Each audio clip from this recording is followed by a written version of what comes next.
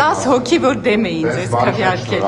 Բոլոր ընդդիմությունը քվեարկության ժամանակ 29 հոգի դեմ էր քվեարկել հանձնաժողովների նախագահներին, բայց ձեզ 10 հոգի էին։ Այդ ինչի է բացը։